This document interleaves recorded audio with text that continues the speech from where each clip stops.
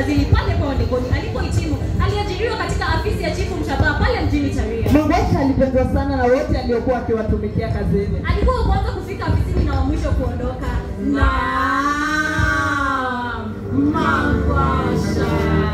Mangwasha alikuwa mwenye umbo la kupendeza. Uso wake wa duara ulipambwa kwa macho ya chawa. Midomo yake ya mviringo ilikaa vyema juu ya kidevu chake. Kichwa chake kilitulia vyema juu ya shingo yake iliyo. Nywele zake nyeusi na nyororo ziliungwa vyema. Si mrefu, si mfupi. Mangwasha alikuwa mtanashati na alikuwa na umbo la kupendeza sawa na tabia yake. Mangwasha. Karibu na afisi ya chifu kulikuwa na jumba kubwa lenye ghorofa 5 ambayo ilikuwa makao ya idara kadha za serikali. Mojawapo ya idara ilikuwa ni ile ya maji. Hapo ndipo Mrima alipofanya kazi kama karani.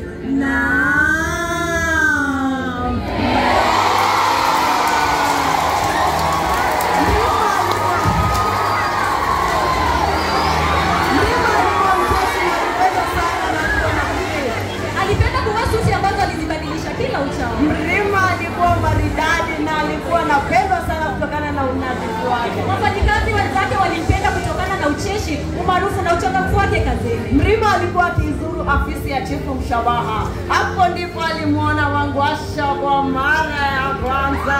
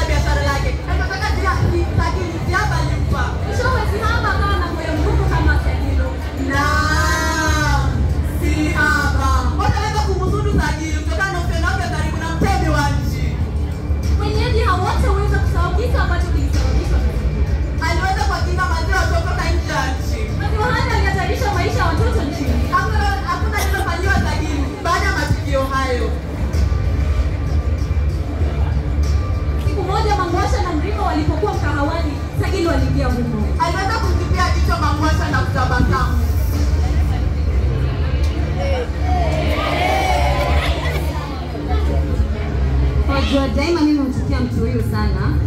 Kwani upendezi na lile umbo la virabamini? La, sivyo. Siwezi kuchukizwa na maumbile ya Mungu, bali tabia. Jizee kama hili mbona laniandama? Siamaipo na wake watatu. Na masuria watoshao kijiji. Anshachoka na hapa, twende nyumbani.